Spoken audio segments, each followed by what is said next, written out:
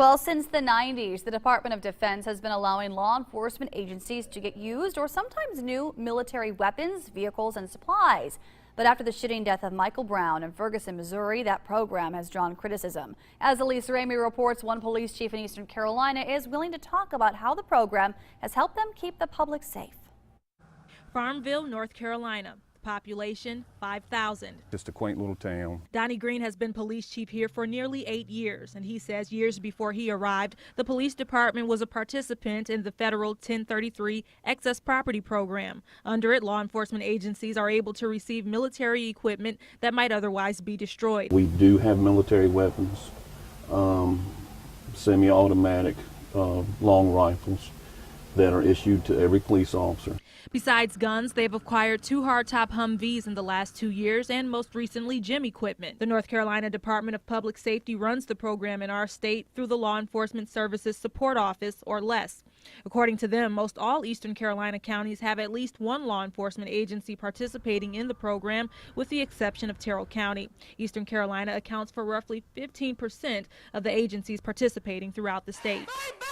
Following the unrest in Ferguson, Missouri, where military-grade equipment was used in calming protests over Michael Brown's controversial death, the program has come under a lot of scrutiny. But before Ferguson, the LESS office in North Carolina was under scrutiny of its own, suspended in March of 2014. It's our mission to make sure that this program is reinstated. New state coordinator Michael Tart was appointed in October by Governor Pat McCrory to get the program back on track. I'm going to be honest with you, the big gating factor is to make sure that this inventory is properly done. The Federal Law Enforcement Support Office, or LESO, runs the national 1033 program. They initiated the suspension when the LESS office failed to meet its deadline for reporting 100% of its inventory. Department of Public Safety Communications Director Pamela Walker says they were insufficiently staffed to deal with a new inventory reporting system. With a new corrective action plan in place, Tart is hopeful they can be reinstated by early next year. We have a major system, this inventory management system called the Federal Excess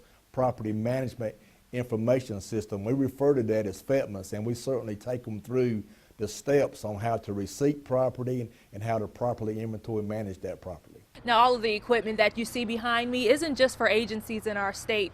Once a law enforcement agency is approved, they're able to come to a disposition services site like this one here at Fort Bragg to receive equipment free of cost. The only thing that they have to pay for is the cost to retrieve or ship the equipment. And we have probably $300,000 for the gym equipment that cost the town of Farmville nothing except for us to go pick it up. According to the program's website, they've transferred over $5 billion worth of property to law enforcement agencies since its inception. But Green says they do not always get everything they request. We are held accountable for every bit of it.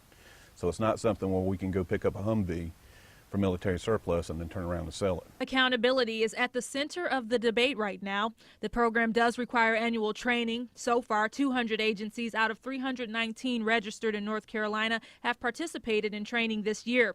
But some members of Congress have introduced the Stop Militarizing Law Enforcement Act of 2014 to make the program more transparent. Part of that includes restricting the kind of equipment agencies are allowed to receive. According to Walker, roughly 3,000 out of 4,000 pieces of controlled property on their books are tactical in nature, such as automatic weapons, Humvees, and MRAPs. The other portion is non-tactical, such as storage containers or cots. The Farmville Police Department has their share of that kind of equipment, too. And Chief Green says much of it was used as recently as this April when the town had severe flooding. As for the weapons, he thinks it levels the playing field between the criminals and the police. It allows the officers to have some type of equipment equal to the equipment that's out there. The LESS office stresses that they strictly facilitate agencies in retrieving and receiving the equipment. As for how it's used, it's not their duty to review.